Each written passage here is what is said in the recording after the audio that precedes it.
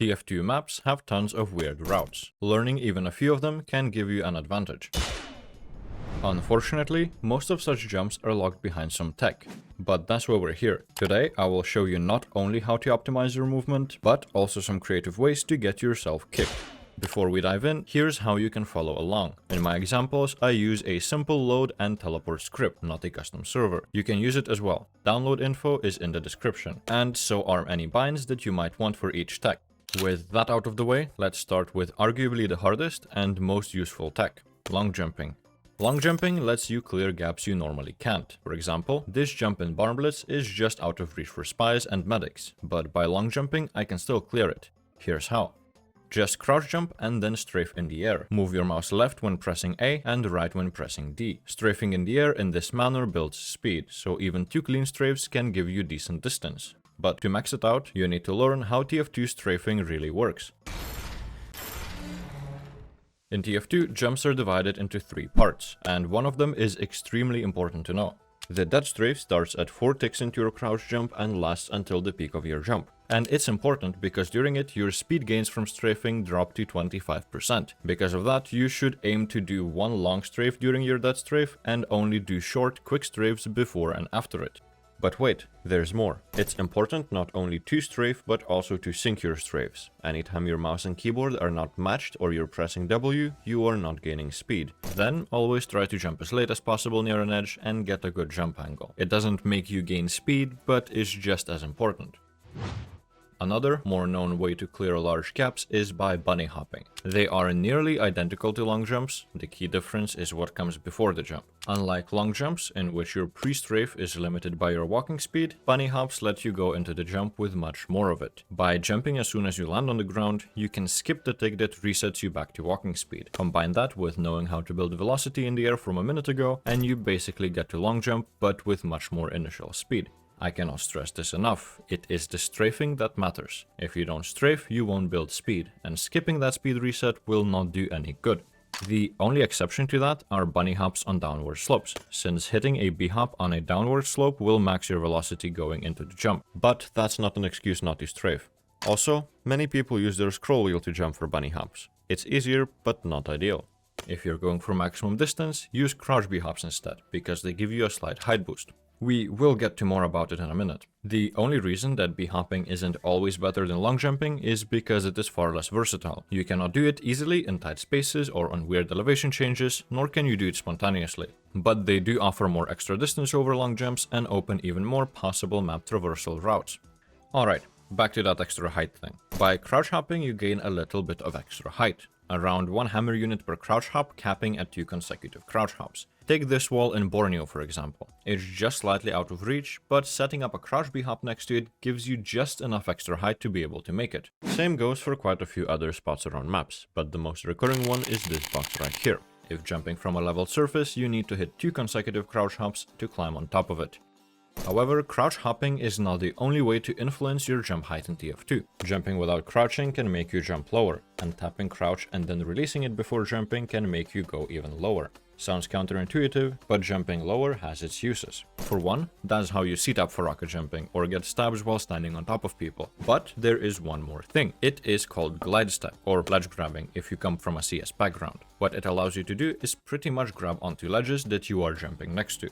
While crouch jumping on low props, you can gain too much height and then need to fall back down on the prop and at times even stand back up before being able to jump or walk forward. After jumping and not holding crouch while in the air, you can tap crouch, and if you uncrouch near enough to a surface while going up not too fast, you will automatically start walking on it. It is easy to learn and unlike most tech, doesn't punish you for messing it up. Overall, it's probably the most time-saving technique there is to learn, and it's literally just tapping crouch, so I highly encourage trying it out. Another instance where you might want to jump lower than you usually do is when you're going for some Pixelsurfs. I will explain them in a second, but first let me explain Pixelwalks and Pixelclimbs for this to make sense. Pixelwalks happen when a slope that goes into a wall ends as soon as it touches the wall. In TF2, it's possible to force your hitbox a little farther into the wall than you're intended to, so tops of such slopes can be walked on. To be fair, there is more nuance to this, and this is just a very simplified version of why Pixelwalks happen. Same as with the other tech, I will leave the more technical stuff in the description if you want to read about it. The most versatile way to hit a Pixelwalk is strafing into the wall above it with a strafe key while looking at it at around 45-degree angle. It's the same idea as hitting Wallbugs, which doesn't mean much now, but do keep a mental note of it. You can also force your collision hole into the wall before you jump, or spam jumps next to the Pixelwalk if the map allows it, but really just learn the strafe method, it's faster and more applicable. Pixelclimbs are pretty different. They are places where map geometry is uneven and leaves a physical pixel for you to stand on. Hitting a pixel climb is not too hard. You just walk up to it, press W and spam jump, and you will glide up the wall if you are aligning yourself well. Now, yes, some pixel climbs are harder than that. Some heights or areas can be awkward, and jumping any higher than the pixel itself on uneven walls will likely just push you off the pixel. In such cases, I suggest to find lineups, or jump early or late into the wall, or aim to ledge grab the pixel even.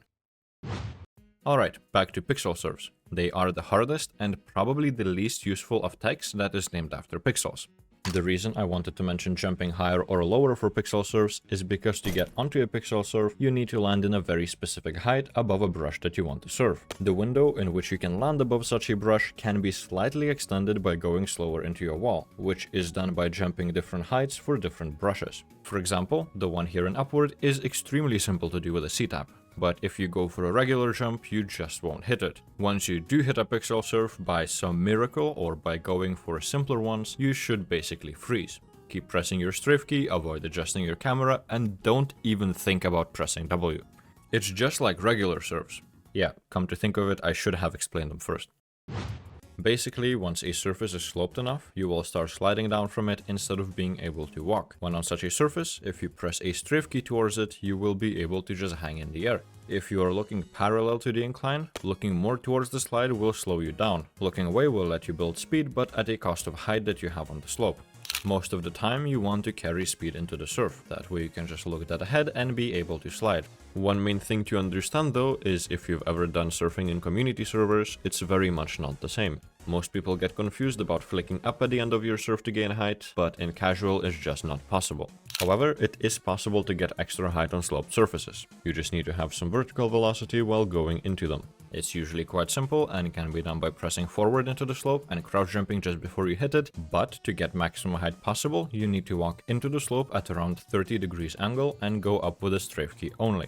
Alternatively, if you're going down, not up, you can cancel or reduce fall damage by surfing on props that allow it. Next up are Wallbugs, and they may seem intimidating, but they are extremely simple. All you need to know is this. TF2's maps are built along a laid out grid, and there are many things that go along the grid. Your collision hole, for example, always goes along the grid, and it will never rotate. This is important because you can wallbug on pretty much any wall or prop that is rotated even slightly off the grid. To perform a wallbug, you just strafe into a wall that you want to hang on and hold the strafe key towards the wall. The easiest angle to hit are 45-degree off-grid surfaces, since you can just align your view with the grid and press your strafe key. All the other angles will require a small adjustment from your end, but you really do develop a feel for them after a bit of time. Now you can probably see that it's pretty much the same way you would aim to hit Pixelwalks. Both techs require you to get farther into the wall than intended, just in different places. Conventionally, wallbugs are used for fall damage cancelling, but you can use them to hang onto walls and go for funny kills just as well.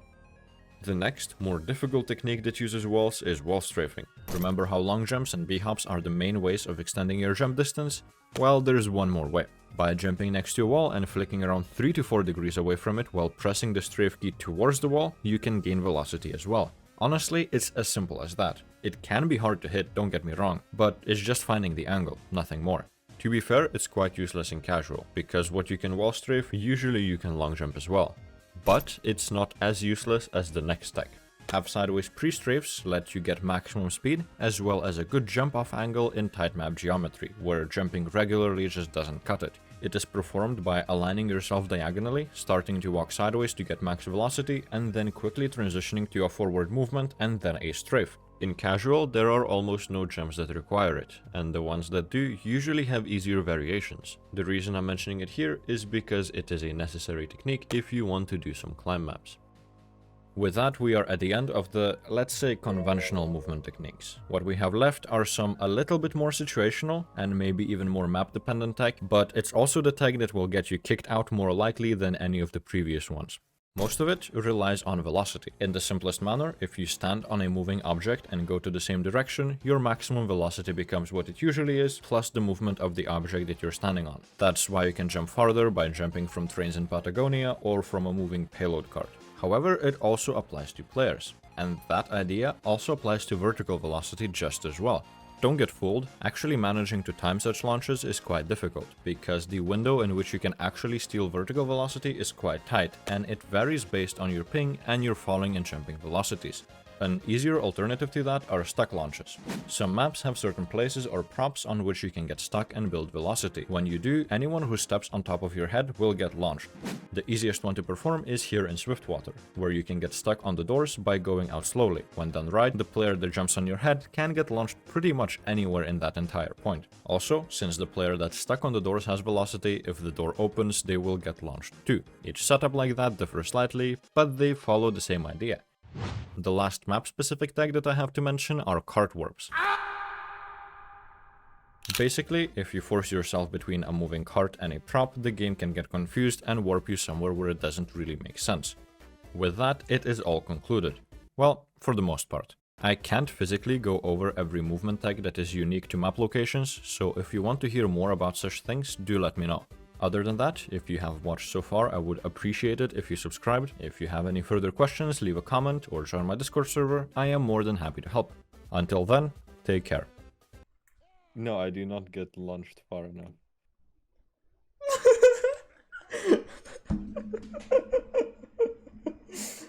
That's so stupid.